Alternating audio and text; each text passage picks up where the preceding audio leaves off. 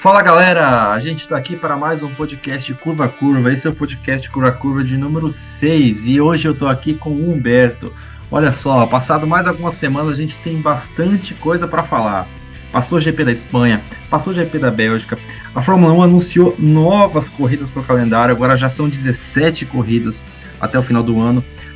A gente ficou sabendo que não vai mais ter transmissão da Globo para a Fórmula 1 a partir de 2021. Olha só quanta coisa acontecendo. E a Ferrari? O que está acontecendo com a Ferrari, Humberto? Então, João, mais uma vez aí, com mais um podcast para falar sobre o que aconteceu nessas últimas semanas, sobre as novidades, né? E, enfim, tivemos o GP da Espanha, que nós temos como destaque, eu coloquei como destaque aqui o Sebastian Vettel, chegou em sétimo, o Albon chegou em oitavo, né? Infelizmente, o Leclerc foi prejudicado por uma questão do motor, o motor dele literalmente apagou.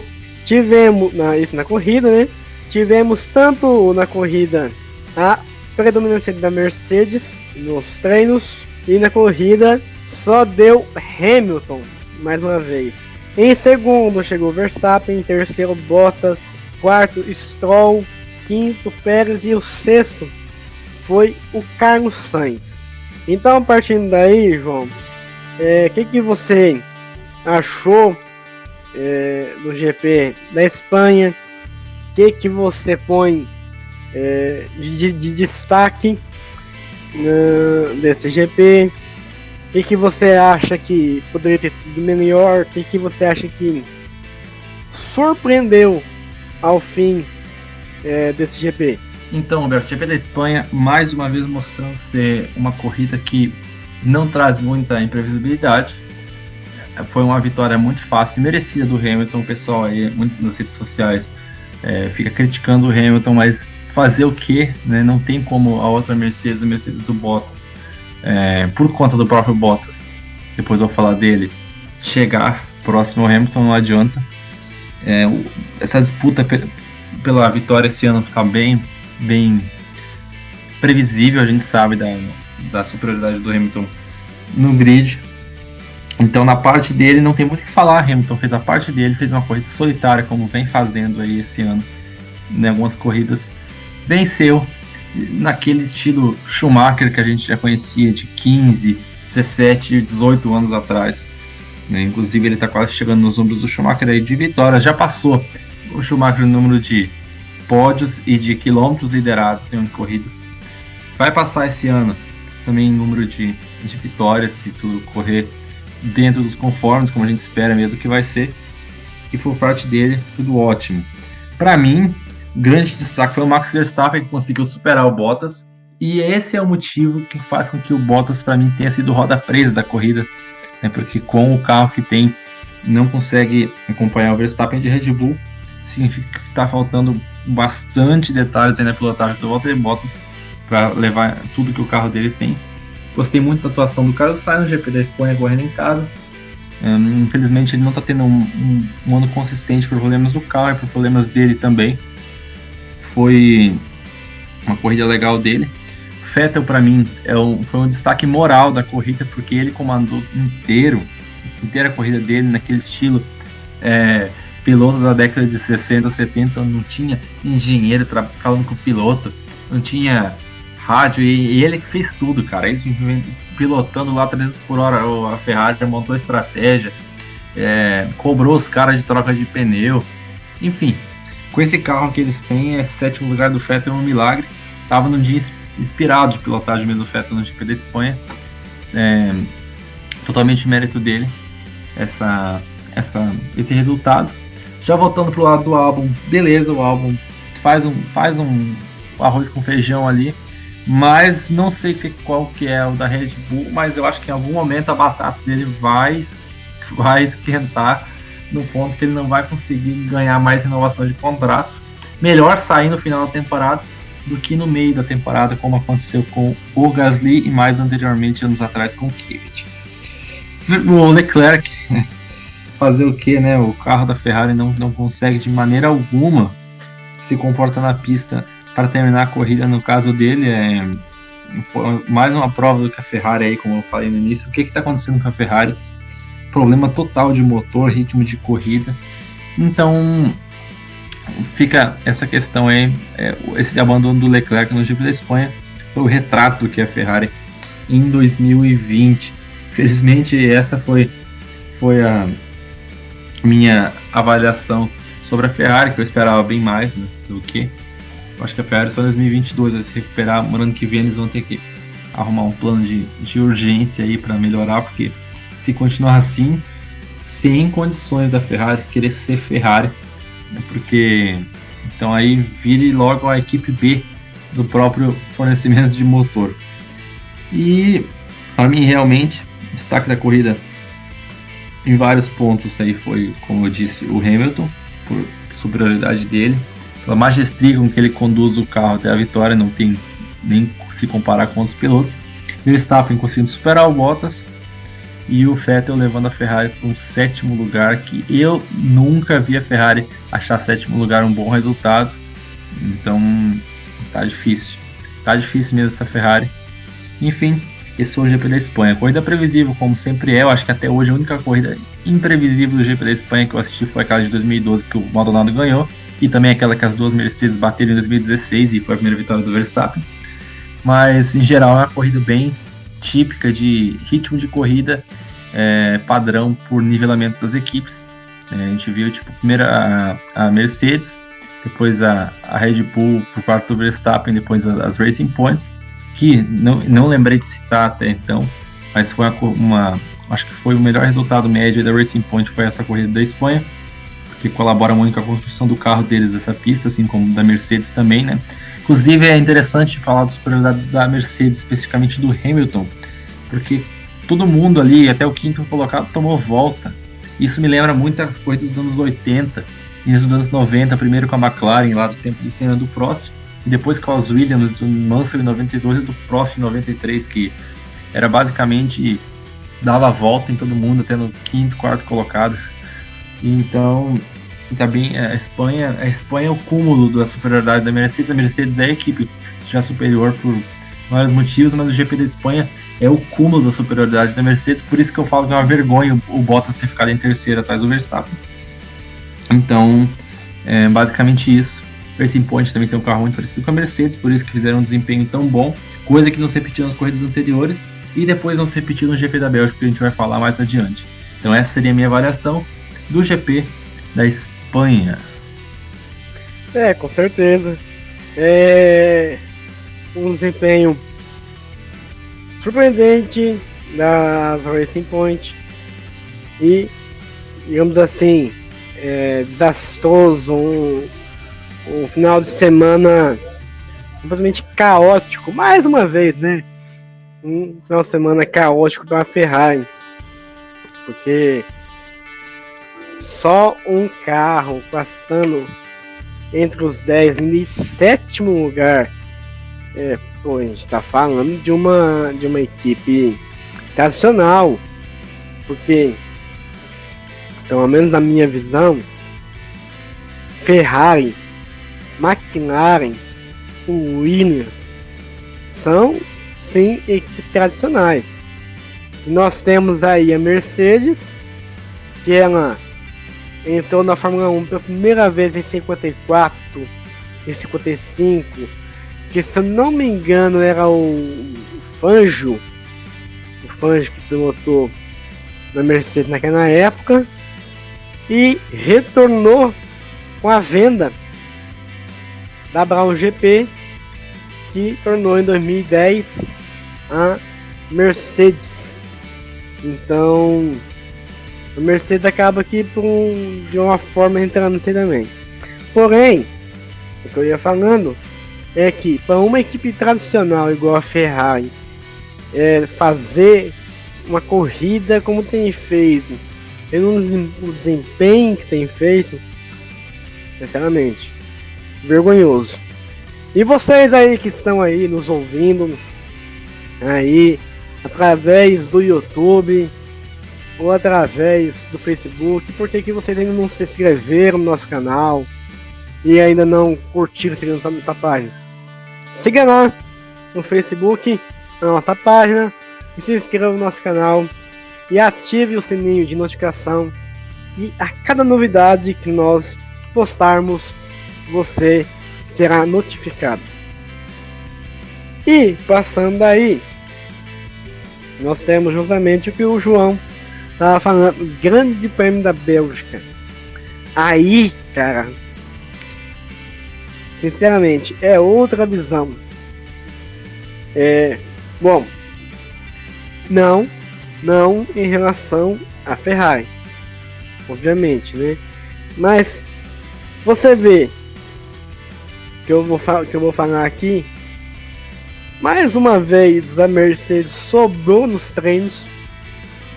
Mais uma vez a Mercedes sobrou na corrida.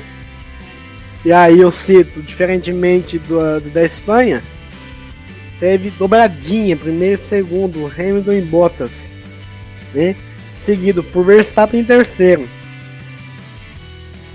E aí, meus amigos, que vem o interessante da história. Porque, olha só, Ricardo em quarto colocado. A gente tá falando de uma Renault em quarto colocado. Albon, que foi péssimo na Espanha, por uma equipe boa, igual a RBR, que está sempre com um carro ótimo e colocando geralmente o Verstappen em segundo. O Albon na Espanha ter ficado em oitavo foi estranho, mas nessa aqui ele ficou em quinto, e seguido por mais um carro da RBR, da Renault, o Esteban Ocon em sexto. Também nós tivemos aqui as duas AlphaTauri, o Gasly em oitavo e o Kvyat em 11º. Eu achei um ótimo desempenho dessa equipe nesse final de semana. Realmente foi surpreendente. E mais uma vez, para decepcionar, Raikkonen em 12º, Vettel em 13º, Leclerc foi só o 15º. E aí, João, o que você achou dessa corrida? Mais uma vez eu pergunto, existe alguma coisa a mais que te surpreendeu? Você também ficou surpreso com o desempenho da Renault e da AlphaTauri? O que você acha? Tem alguma coisa que poderia ser melhor? Ou você acha que estava como o esperado? Olha, Alberto, o que me surpreendeu, além das expectativas, foi o desempenho da Ferrari. Mas você vai pedir, mas que surpresa! É que eu sabia que a Ferrari estava ruim, mas não sabia que era tanto. Porque, olha, 13º Vettel, 14º Leclerc aí na corrida, não tem. E não foi, eles tiveram um problema um pneu furado, teve um incidente, um carro de segurança que estragou o ritmo da prova. Não, isso aí foi realmente o ritmo de prova deles. Vettel 13º, Leclerc 14º, passaram aí a linha de chegada nessas colocações atrás do Raikkonen, né? Inclusive estou conferindo agora os resultados aqui, né? E foi essas posições. E eu achei bem legal o desempenho também do Ricardo e da Renault como um todo. E então é uma equipe aí que colou na Ferrari no campeonato agora. Acho que se a Ferrari continuar assim, eles vão perder a 5ª colocação no Mundial de Construtores para a Renault. O Ricardo está fazendo um trabalho excelente. O Ricardo vai mudar de equipe próximo ano, vai abrir espaço para o Alonso ali na Renault, mas que mostra que é uma equipe que está andando muito bem numa pista de alta, como foi na Bélgica, e possivelmente também vão andar bem na Itália, como já andaram no passado. O Ricardo também fez um 4º lugar ano passado, mas lá em Monza, e vamos ver esse próximo final de semana como eles vão se comportar. achei interessante bastante também o desempenho do Gasly. Fez ótimas ultrapassagens, fez um desempenho excelente. E, assim, minha opinião, ele tá merecendo, assim, ser pelo menos olhado pela Red Bull, para quem sabe voltar, mas a gente não sabe como que é Red Bull, né? Dizem que a Red Bull se dedica só ao Verstappen e o restante ali que se virem, né? O outro piloto que chegar para ficar do lado do Verstappen. E talvez foi isso que aconteceu com o Gasly e tá acontecendo com o Albon agora, que foi o que terminou em sexto no GP da Bélgica, e segundo os resultados que eu tô vendo aqui. Caso estiver errado, me corrija, mas são esses resultados que eu tenho acesso. Uma equipe que eu achei que decaiu um pouco foi a Racing Point. Racing Point teve o Stroll em décimo, o Lance Stroll em nono, o Sérgio Pérez em décimo, um pouco abaixo do que eles vinham fazendo em corridas anteriores. Foi, igual eu falei há pouco tempo aí, que na Espanha eles tiveram um resultado super positivo, somando 22 pontos no final de semana, com quarto e quinto lugar. Na corrida seguinte, na Bélgica, eles saíram no final de semana somando 3 pontos. E aí, novamente, o Lance Stroll na frente do Pérez. Mais uma corrida em que o Stroll ficou à frente do Pérez, é surpreendente. Ele não sabe se é a equipe que está trabalhando mais para ele, ou realmente o Stroll está muito bem, ou o Pérez está um pouco abalado de desempenho. Lembrando que o Pérez ficou 2 finais de semana sem correr, foi as 2 corridas que aconteceu em Silverstone, né, algumas semanas atrás, porque ele foi diagnosticado aí com a Covid, e enquanto ele não se recuperou da doença, da infecção desse vírus, ele não pôde correr. Então talvez ele tenha ficado um pouco sem treinamento, um pouco abalado por causa da doença, não sabemos. Gostei muito do desempenho do Raikkonen, foi o melhor carro de motor Ferrari, né? Vocês aí que estão escutando nosso podcast, estão assistindo, pode parecer aí que o tanto que eu estou falando da Ferrari, que eu sou hater da Ferrari, não de forma alguma, mas é que pra mim, aí, todo tempo que eu acompanho, eu nunca vi a equipe desse jeito, então fica sendo até um pouco cômico a gente ver isso que está acontecendo. Hamilton novamente supremo, inabalável, inalcançável, e então não tenho o que dizer, esse ano já é dele, ao menos aí que aconteça algo muito excepcional. Bottas não tem condição de chegar próximo de forma alguma. Excelente o desempenho dele, é o favorito até o restante do ano para vencer. Talvez aconteça uma corrida ou outra, igual aconteceu lá em Silverstone, que o Verstappen partiu com um bom undercut em cima das Mercedes, e na estratégia de parada e ritmo entre paradas conseguiu se livrar das Mercedes. E é isso, corrida normal, nada de muito especial, mas só pelo fato do circuito ser melhor que o da Espanha, a corrida já foi melhor que a da Espanha. Achei sensacional a ultrapassagem do Gasly, até na Rouge, ali fazer uma ultrapassagem é algo sempre de ser admirado. Lembro do Marco Webber no Alonso, do Raikkonen no Schumacher, as ultrapassagens sensacionais que aconteceram ali em alguns anos anteriores. E seria essa a minha avaliação do GP da Bélgica. Ainda sobre constatação de resultados, não sei se sou eu, é você quem está certo, Humberto, mas os resultados que eu estou vendo aqui do dado oficial da Fórmula 1, né? O Ocon foi o quinto e o Leclerc foi o 14º, um pouco diferente do que você disse do Ocon em sexto e o Leclerc em 15º. Se eu estiver errado, me corrija, mas de qualquer forma não altera muito o que já foi. Seria essa a minha avaliação do GP da Bélgica. Passo a palavra para você novamente, Humberto. Alguma coisa deve ter acontecido, porque quando eu marquei aqui na preparação, tava essas posições, mas tudo bem. Ocon em quinto ao invés de sexto, trocou com o Albon, e o Leclerc trocou com o Grosjean, passou-se 14º, né? E isso acaba que não altera muito a nossa opinião sobre a questão do bom desempenho da Renault e dos péssimos desempenhos da Ferrari nesse GP. Com toda certeza. É uma coisa incrível, a gente não sabe o que está acontecendo. A Ferrari foi até quando, João? Foi até 2018, né? Que ela estava bem competitiva. 2017, 2018 a Ferrari chegou várias vezes a liderar o Mundial de Construtores, de pilotos. No final não aguentou a pressão da Mercedes. Eles sempre, 2017 e 2018, eles foram muito bem, principalmente na primeira metade da temporada. Pro final ali não conseguiram aguentar a Mercedes, mas pelo menos faziam uma frente legal e a Mercedes.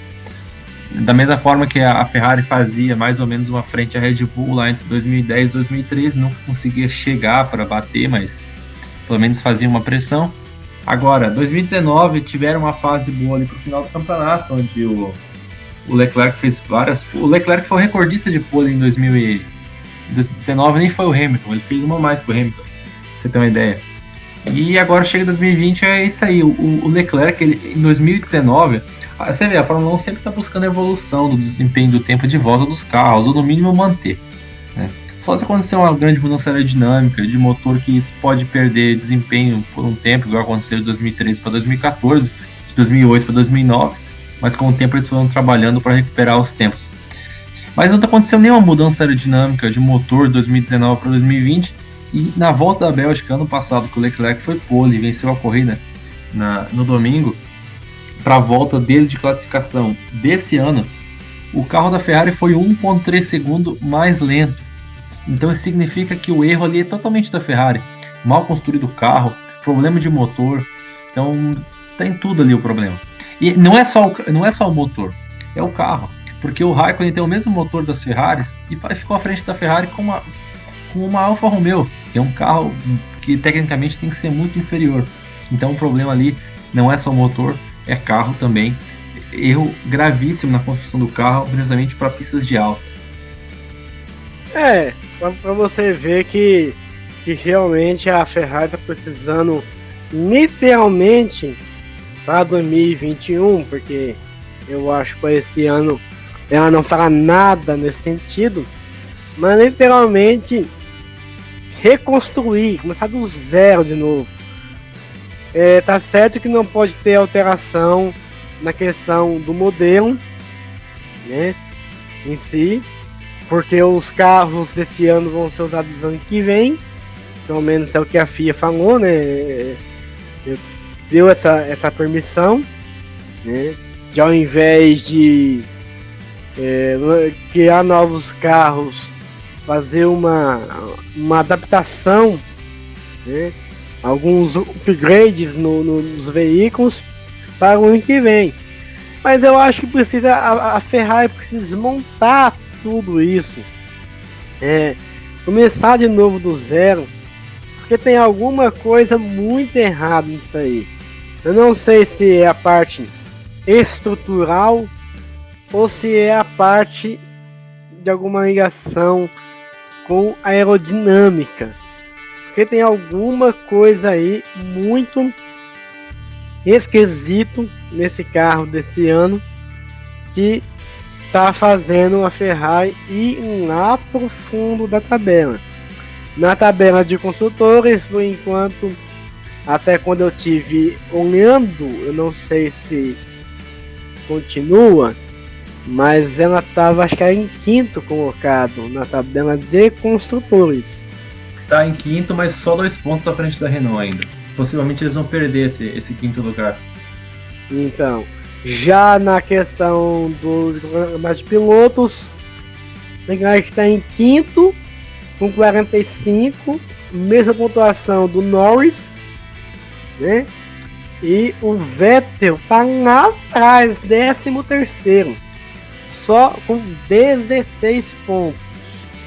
Lembrando que no GP de 70 anos e no GP agora da Bélgica ele não pontuou, o Leclerc não pontuou, além desse da Bélgica, e não pontuou na Hungria, ele ficou em 11º colocado. E na Espanha também, que ele abandonou. Justamente, ele abandonou por questão do motor, como a gente falou agora há pouco. Mas o problema da Ferrari, né, Humberto? Você vê que não é só motor, como eu falei. Não, aí não é só aerodinâmico, construir o carro é também interno, né? A equipe mesmo, eles não têm estratégia de pneu, não tem planejamento, dentro da equipe tá uma bagunça.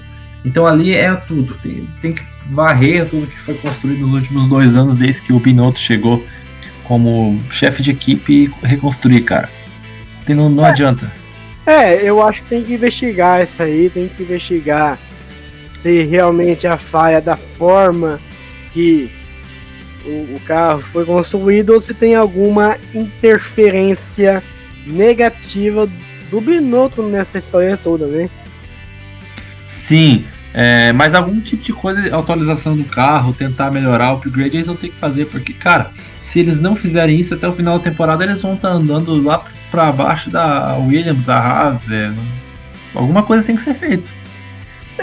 O upgrade eu até acredito que eles vão fazer sim, mas o que eu tava falando há pouco é de uma grande modificação buscando manter o projeto desse ano, do carro desse ano, mas ver aonde descobrir aí, pegar aí, sei lá, não sei como é que vai ser para 2021, se vai voltar realmente, porque vai terminar em dezembro, daqui a pouco a gente vai falar sobre isso, e não sei se eles vão voltar em março ou se vai voltar antes.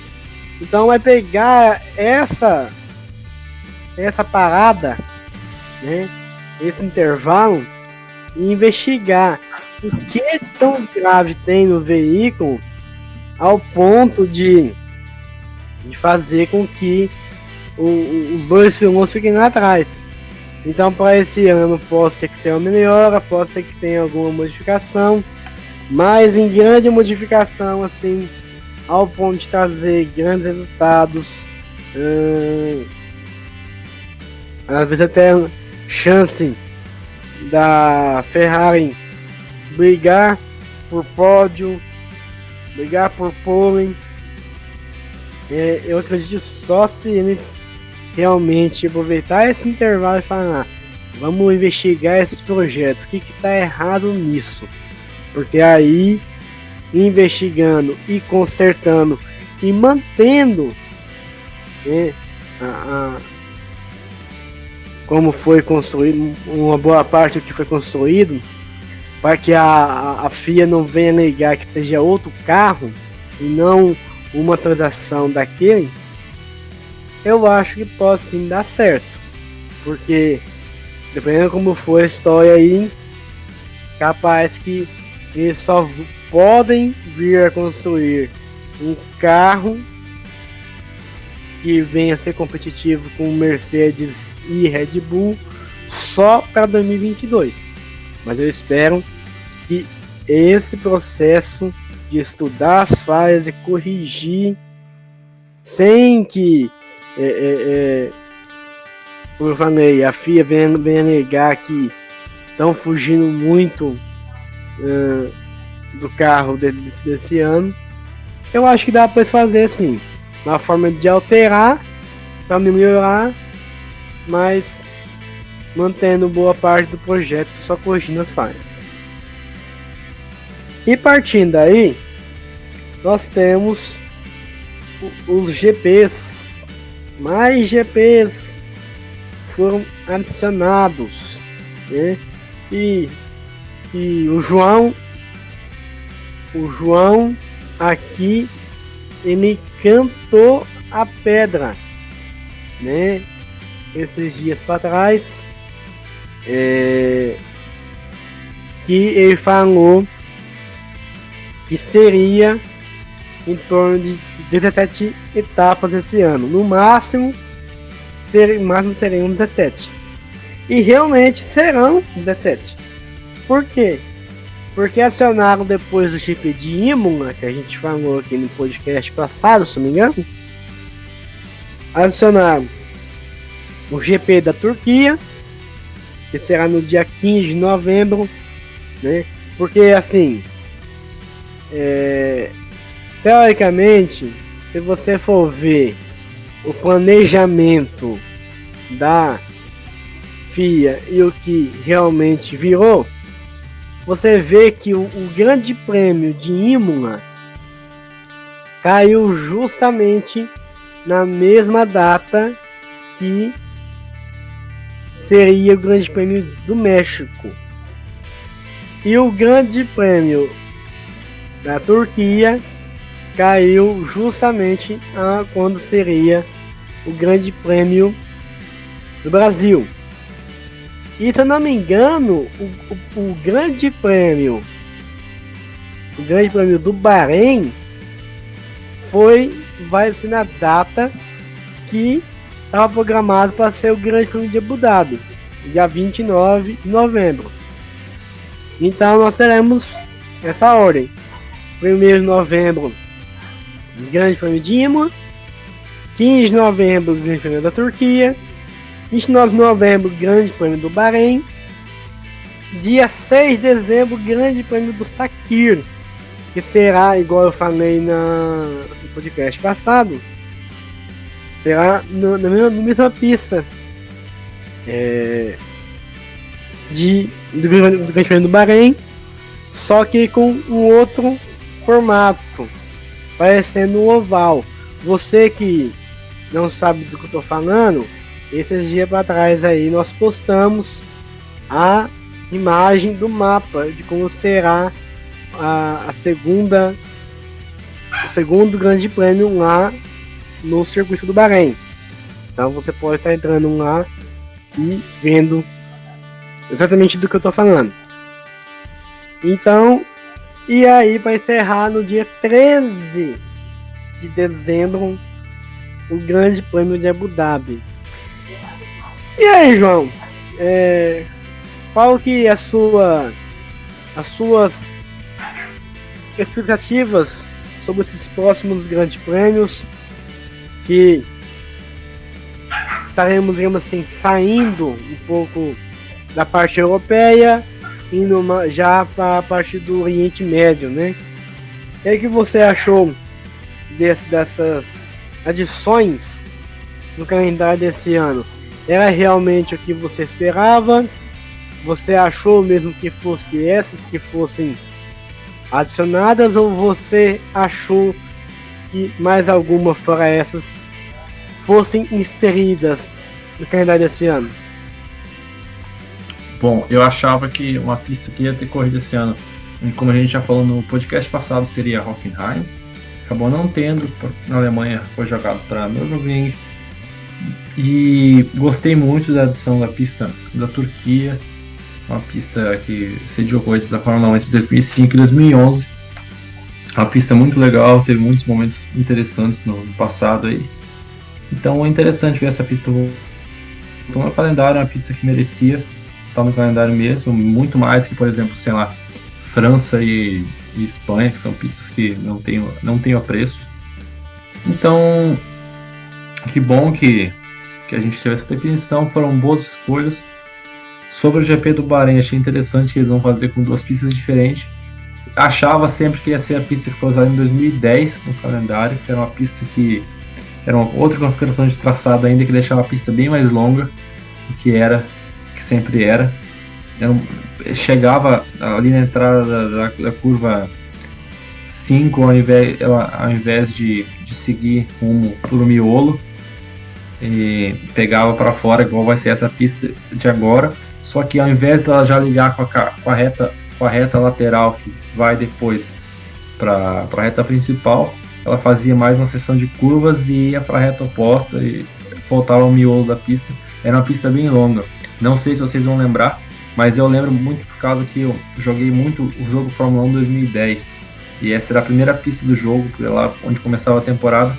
Joguei muito, era uma pista diferente, difícil, mas esse ano escolheram uma pista curta, pista semi-oval, vou dizer quase, porque de curva de baixo ali só tem a primeira curva do circuito, na reta, onde tem uma quase chicane, uma cotovelo, já diria, e depois volta para uma outra reta lateral.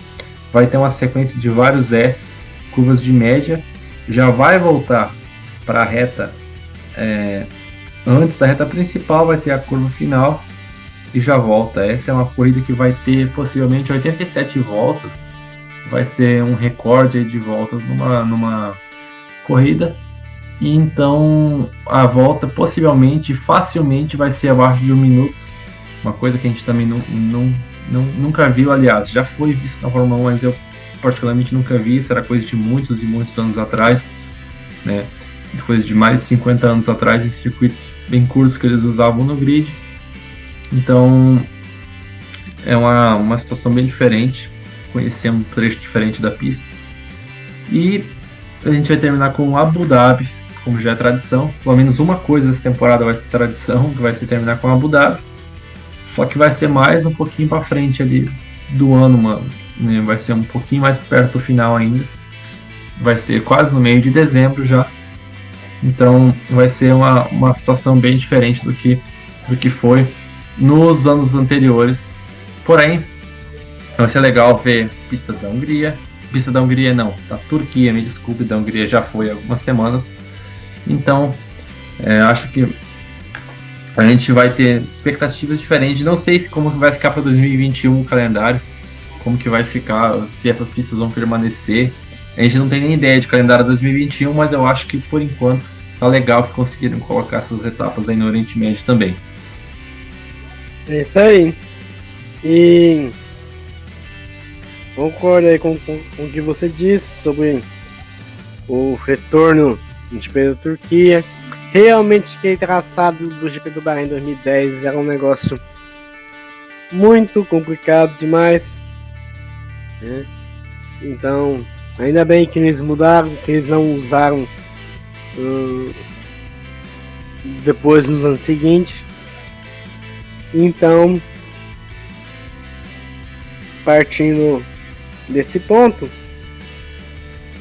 cara, isso pra mim foi uma coisa um pouco foi surpreendente, outro pouco não, porque a gente já ouvia boatos, né, por detrás das câmeras, né, como dizem, mas a Globo deu a notícia de que ela não vai renovar os direitos de transmissão da Fórmula 1 para a partir de 2021, né? E até aonde eu encontrei a informação, dizem que não vão renovar via Liberty Media e a Globo por conta de 2 milhões de dólares. Exatamente isso. Porque a Globo disse para a Liberty Media que irá pagar 20 milhões, que ela para pagar esse valor, 20 milhões de dólares. Só que para renovar com a Globo, a Liberty Media exigiu que o contrato fosse de 22 milhões de dólares. E, sabendo disso, quem deu sinais de interesse, e já está até, eu fiquei sabendo, em negociação com a Liberty Media, é a Rio Motorsport, que, para quem não sabe, é a empresa em que fez aquele processo de licitação lá em Deodoro para a construção do novo autódromo no Rio de Janeiro. Então, o que ela disse? Ela disse não. O que as pessoas falaram? Que as pessoas disseram que ouviram da parte dela é que ela irá comprar, ela tem interesse em comprar os direitos de transmissão da Fórmula 1 e repassar esses direitos de transmissão no canal fechado para a Fox Sports. E tem mais. Ela disse que até negociaria um repasse no canal aberto para a própria Globo. Então, aí já é outra história, né? Nós sabemos como é que vai sair esse desfecho. Se realmente isso vai acontecer ou não. Mas, João, o que você tem para comentar sobre isso, sobre a Globo não renovar os direitos de transmissão, entrando aí a Rio Motorsport querendo comprar e ceder para Fox Sports e em canal aberto até para a própria Globo? Qual que é a sua opinião sobre isso? Bom, primeiramente eu não esperava que isso fosse acontecer, porque sempre era bem vista a Fórmula 1, a Globo, em termos de contrato, e bem visto também em termos de audiência, sempre teve um público fiel, não é um tipo de programação que depende muito do é uma das programações que menos dependia do esforço da própria Globo para manter um público, porque já é uma programação de público fiel e de um nicho específico de pessoas que assistem, então era fácil para eles ter esse produto dentro da emissora. A Globo perde, pelo menos por enquanto, contrato com a Fórmula 1, porque eles tinham desde 1981 ou 1980, mas enfim, são quase 40 anos aí de transmissão que eles estão perdendo nesse momento, né? Então é algo aí que chega a ser estranho se a gente não associar Fórmula 1 na TV no Brasil e fora da Globo. Então talvez eles não tenham conseguido entrar em um acordo mesmo. O acordo em dólar, a gente sabe que não está fácil de trabalhar real para dólar no momento, então talvez eles também não estão numa condição financeira boa dentro da emissora. Mas quando o assunto é audiência, não é o problema, não é a audiência. Antes que eu pense, porque não tem brasileiro lá, mas hoje em dia ninguém liga sim, porque o número de audiência não vem caindo, inclusive eu acho que vem se mantendo, às vezes até sobe, dependendo da corrida, porque o público, como eu já disse, é um público de nicho, um público fiel, então o problema ali é contratual mesmo, e espero que vá para algum lugar no Brasil a transmissão em 2021 e que seja a transição de qualidade. Não sei se esse grupo, o que esse grupo Real Motorsport vai fazer, se eles vão comprar e distribuir, se eles vão criar um meio de transição, sei lá, por streaming deles. Conheço pouco sobre essa empresa, só sei que eles querem trazer o GP Brasil para o Rio de Janeiro com construção de um autódromo, mas que tenha. Pior é não ter nenhum direito de transmissão e a gente depender, sei lá, de fazer uma gambiarra aí de streaming para assistir corrida por uma TV internacional aí. Então é bom que tenha, não importa onde, mas é uma pena que dificilmente a gente vai ter na Globo, só se eles entrarem em um acordo lá com essa empresa que possivelmente, olha a situação que tá, a gente possivelmente vai ter a TV aberta, se possivelmente essa empresa fazer acordo com a Liberty Media. Então várias incógnitas. Por enquanto a gente não tem nenhuma transmissão de Fórmula 1 no Brasil em 2021, e é um pouco ruim aí, porque mostra que tá difícil para a Fórmula 1 ganhar espaço na mídia do Brasil atualmente. Com certeza. É uma coisa realmente bem surpreendente, acredito que para a maioria, essa decisão da Globo de não renovar os contratos com a Liberty Media e a possível entrada, né? Podemos falar em entrada, né? Porque já está negociando da Rio Motorsport em querer comprar os direitos de transmissão da Fórmula 1. Vamos ver como é que ela vai proceder com isso, né? Como você disse, se ela vai transmitir por streaming, se ela vai distribuir, qual que é o planejamento que ela vai ter sobre isso, né? Esperamos sim que seja uma transmissão de qualidade,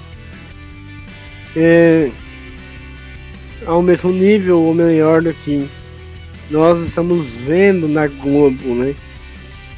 Então, eu sei que vai ter muita crítica aí do pessoal aí, mas muita. dos possíveis, vamos supor que vai para Fox ano que vem, das possíveis pessoas que poderão vir a transmitir a Fórmula 1 lá na Fox. Mas vamos falar aqui, existe uma especulação. Então, eu repito, especulação. Não existe nada de informação oficial, né?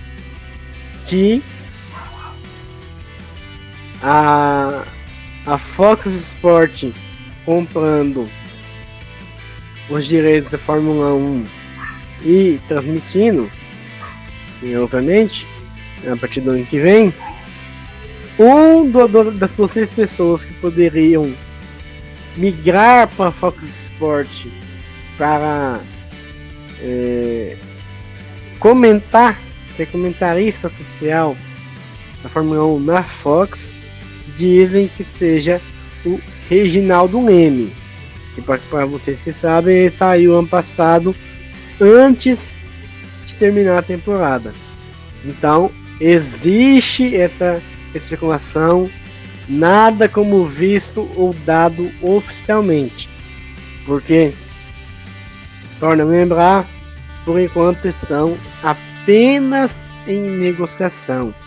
Então, só após a confirmação da compra dos direitos de transmissão da Fórmula 1 pela Rio Motorsport, excedendo para a Fox, que a gente vai saber se realmente Reginaldo Leme vai ou não para a Fox em 2021 comentar a Fórmula 1.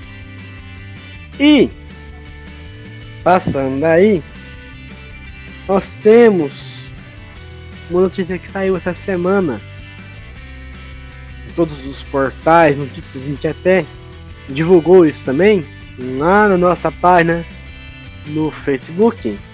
Para você que não ainda se inscreveu, ainda não seguiu ou curtiu nossa página, entre lá, curta, siga nossa página, se inscreva no nosso canal no YouTube e ative o sininho de notificação.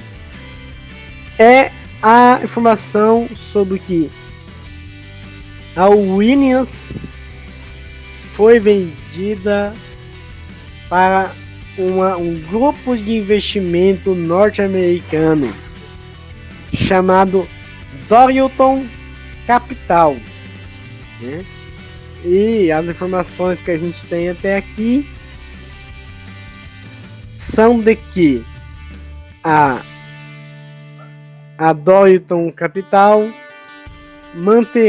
vai manter o nome da equipe, Williams Racing, e vai manter o local da sede da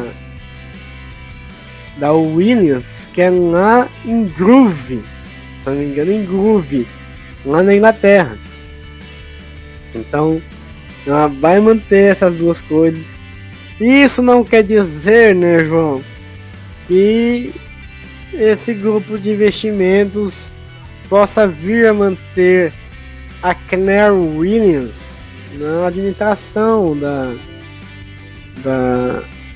equipe. Não sei como é que vai ser o procedimento deles quanto a isso. Se eles vão continuar deixando a família Williams como administradores da equipe. Mas as informações que nós temos sobre a Williams é essa.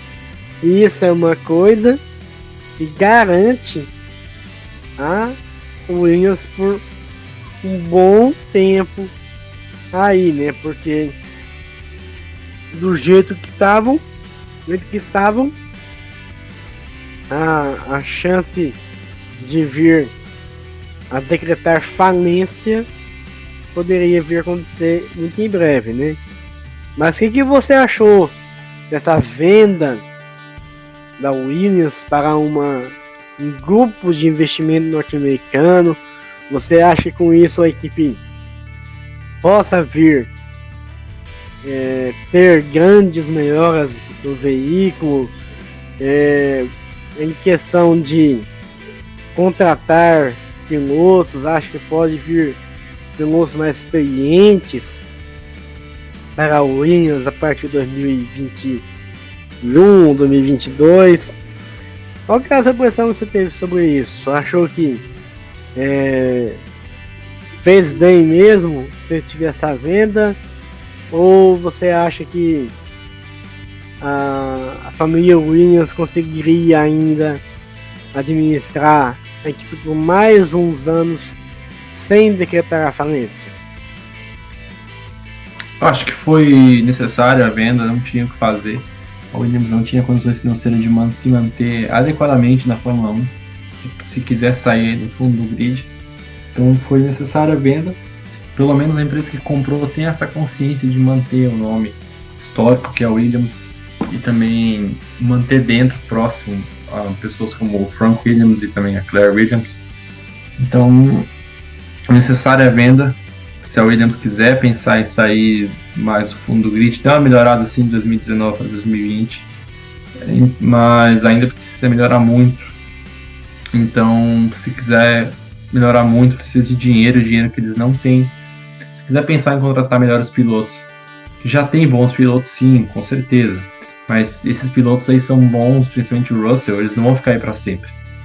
O Russell tem chance de ir para a Mercedes para 2022, então não vão ficar aí com ele para sempre, tem que ter dinheiro para contratar mais pilotos lá para frente. Então, investimento a longo prazo. Eu acho que a Williams agora com essa compra, eles vão estar pensando mais em 2022 para ter mais dinheiro, mais capital na construção do carro. Para 2021 não adianta muito, porque eles vão construir, igual você falou da Ferrari, né, Humberto, que vai trabalhar com a mesma base do carro para 2021, igual todas as equipes. A Williams vai estar pensando lá em 2022, usar esse capital para em 2022 fazer um carro melhor. Exatamente. E continuar no grid a longo prazo, sem ficar pensando aí em crise financeira forte e falência. Então foi necessário isso, não tinha o que fazer, mas que bom, a equipe com registro na Fórmula 1 vai continuar sendo a mesma, então não vai deixar de existir a Williams e agora vai surgir uma nova equipe, vai ser a mesma, eles só agora tem uma nova base financeira que vai operar dentro da equipe, a administração, e com certeza a equipe vai pegar algum outro nome de fantasia junto com o Williams, né? E o carro vai ser todo estampado das cores do patrocínio, mas enfim, isso é padrão. A Williams nos seus áureos tempos aí teve também patrocínios enormes, como foi o caso de empresas como a Camel, né, que era uma empresa que patrocinou a Williams nos anos 80 e 90, depois veio a Rothmans também, que era uma empresa que participava do capital da Williams, e depois a BMW. Então é normal que esteja acontecendo isso, e é o que acontece para manter a Williams na Fórmula 1, é isso. Mesma coisa que aconteceu lá com a Sauber, que hoje em dia tem a Alfa junto, mas padrão isso. Eu acho que a Williams precisava, não tem o que fazer, pelo menos vai se manter o nome e as pessoas de tradição lá dentro, porque a equipe tradicional não gostaria de ver saindo do grid. Quem sabe assim eles melhoram. Com certeza. É a única forma que a gente consegue ver para uma melhora da equipe Williams, não a curto prazo, mas a longo prazo, mais provavelmente a gente pode falar aí 2022, já que para 2021 está meio que concretado, ou seja, não pode obter muitas alterações. Então não sei se nessa de não poder obter muitas alterações, não sei se a Williams conseguiria ter um carro para 2021 que permita ela disputar ao menos no meio do pelotão. Então vamos ver o que acontece aí daí pro final do ano, no começo do ano que vem, as informações, como é que vai ser, se ela e a Ferrari vão poder fazer grandes alterações, mas mantendo a base, ou se não, mas isso aí, como falei, coisa de se pensar no futuro, coisa da gente delas pensar a partir do fim do campeonato, nesse intervalo entre o fim do campeonato e o começo de 2021, que provavelmente, de forma mais planejada, deverá realmente começar em março, né? Não sei se na Austrália, né, que é pro padrão da Fórmula 1, porque vamos ver como é que vai estar as pistas que tem costume de ser as primeiras do ano, as primeiras da temporada, para ver se realmente, com esse negócio do coronavírus, né, para ver se realmente terá condições de começar uma temporada em março, né? Então é isso aí, torcer para uma melhor desempenho da Williams, para uma melhor desempenho da Ferrari, ver que vira essas duas para 2021, né? Se realmente 2021 vai ter alguma diferença, ou se será apenas 2022. E para encerrar esse nosso podcast, eu trouxe aqui para a discussão e mais uma vez vamos colocar a Ferrari, né? E é só isso. Por quê? A gente está gravando hoje, dia 1º, então dia 6 terá o Grande Prêmio da Itália, lá no tradicional circuito de Monza. E aí, no próximo final de semana, no domingo, dia 13 de setembro, terá o Grande Prêmio da Toscana, lá no Autódromo de Mugello. Aí, por que colocar mais uma vez a Ferrari na história? Porque é aí que eu pergunto, João, como que você acha que será o desempenho da Ferrari nesses dois GPs, que será em território italiano e será literalmente na casa da Ferrari 2 vezes, né? E lembrando que no Grande Prêmio da Toscana será comemorado o GP 1000 da história da Ferrari, né? Então a gente lembra, ano passado, a Mercedes no GP da Alemanha, tinha uma comemoração, não lembro se era 50 anos da Mercedes. A comemoração era de 125 anos de fundação da Mercedes-Benz. Então, e aí como é que você acha? Você acha que realmente vai ser tão fiasquento, tão fracassado essa comemoração no GP 1000 da Ferrari, lá no GP da Toscana? E qual que é a sua visão também sobre o GP anterior, que será o Grande Prêmio da Itália em Monza?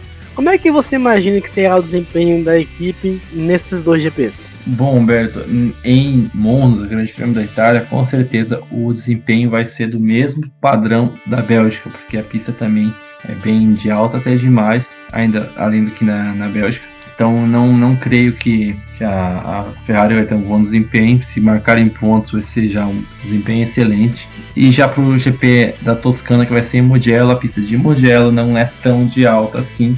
É uma pista um pouco mais técnica e travada em alguns pontos, tem bastante curva de média. Às vezes me lembra um pouco aquela pista de Magny-Cours que tem na França, né? Que tinha no calendário da Fórmula 1. E então talvez eles tenham um desempenho melhor. É uma pista que vai realmente dar um desempenho um pouco melhor para a Ferrari ali em questão de buscar pontos. Podem sim colocar, se não acontecer nenhum erro, falha no carro, mas por ritmo de corrida colocar os dois carros nos pontos. Mas isso ali é no máximo 8º, 9º, 10º lugar, 7º, igual o Vettel conseguiu lá na Espanha, se não quebrar ninguém. Mas à frente. E tem um outro agravante para a Ferrari em Mugello, que eles vão comemorar os 1000 GPs da equipe, que é o fato que o Hamilton nessa corrida pode alcançar os números de 91 vitórias do Schumacher em Mugello, se ele vencer agora em Monza e novamente vencer lá em Mugello. Ele pode alcançar na casa da Ferrari esse número que era de um piloto da Ferrari, né? Então seria um pouco mais humilhante ainda. E só não vai ser mais humilhante essa questão por falta de torcedores e por falta, né, dos tifosi da Ferrari que não estão podendo comparecer aos eventos devido às corridas de portões fechados aí por causa da pandemia do coronavírus. A Fórmula 1 não está permitindo público, como vocês já sabem. Talvez tenha um pouco de público lá em Mugello, mas é especulação ainda. A gente só tem certeza de venda de ingressos até agora para a corrida em Portugal, mas os outros não. Mas voltando ao assunto que eu tô dizendo aqui, Ferrari não tem muita solução esse ano, como a gente já vem falando extensivamente por esse programa. Tomara que façam um evento legal, comemorativo, para tentar até melhorar o clima da equipe, para pegar uns ares aí do passado da equipe, para melhorar. Mas em questão de, vai surpreender, não vai, não tem como. O carro é ruim. E já puxando aí para falar realmente dessa corrida e da seguinte, eu vou falar um pouco de forma geral delas, que é, por exemplo, assim, acho que a Mercedes continua favorita, acho que a Renault vai surpreender, vai ser a terceira força também, pelo menos em Monza, e McLaren e Racing Point vão estar um pouco mais próximos. Tomara que a McLaren consiga ser um pouco mais consistente para terminar com os dois carros, porque esse ano tá difícil eles conseguirem pontuar com os dois carros. O carro nem é tão ruim, inclusive a equipe está em terceira no Mundial de Construtores, mas falta consistência, e sempre o Norris e o Sainz estão ali junto nos pontos, completando prova. Falta um pouquinho disso na McLaren, dá para melhorar. Podiam estar bem melhores aí em terceiro colocado no campeonato, e enfim. Mas acho que a Mercedes vem, principalmente em Monza, para vencer. Mugello a gente não sabe porque nunca é uma incógnita, é uma pista nova para a Fórmula 1. Então não vou falar muito sobre Mugello, porque a gente não conhece a pista, mas Monza tirando a Ferrari, o restante é quase tudo igual ano passado em ritmo de prova. Só a Ferrari que é realmente a decepção. Vamos ver como o Leclerc fez pole ano passado em Monza, o quão mais lento ele vai ser esse ano com esse carro da Ferrari na classificação em Monza. Eu chuto 1 segundo mais lento por volta. Certo. Bom, pessoal, hoje a gente tá ficando por aqui, encerrando mais um podcast. Agradecendo mais uma vez ao João Vitor Dieter por mais um podcast aí. Agradecer a cada um de vocês, aos nossos quase 19 mil seguidores, nossos mais de 11 mil pessoas que estão curtindo a nossa página, aos nossos inscritos no YouTube. Se você ainda não curtiu, não seguiu a nossa página, curta, segue a nossa página, se inscreva-se no nosso canal, ative o sininho de notificação, que qualquer novidade você será avisado, né? Então, agradecer mais uma vez. Nós tornaremos aqui, muito provavelmente, após o GP da Toscana, para falar o que foi o GP da Itália e o GP da Toscana. Nós teremos, possivelmente, uma surpresa aqui no próximo podcast, né? Dando tudo certo, vocês conhecerão na semana que vem o novo editor do Curva Curva, que deverá estar aqui participando do próximo podcast. Mas só vou contar quem que é ele no próximo podcast, vocês ficam sabendo. Bom, é isso aí. Curva Curva, a emoção que vem das pistas. E eu passo a palavra para o João. Até o próximo podcast. É isso mesmo, Beto. Aí, obrigado a todos vocês que ouviram a gente até esse momento. A gente está encerrando mais um podcast Curva Curva. Esse foi o podcast número 6. A gente vai ter no próximo programa mais pessoas aí conosco. No mínimo um novo convidado, como o Humberto já disse. Temos mais candidatos aí a serem convidados do podcast. Vamos tentar trazer. Legal ter mais gente também.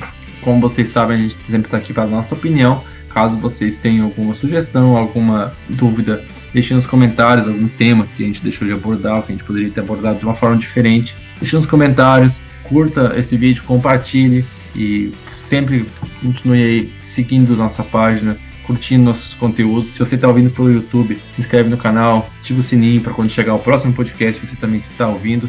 É isso aí. Valeu, Humberto. Valeu, pessoal que acompanha a gente aí. Até a próxima. Curva Curva, a emoção que vem das pistas.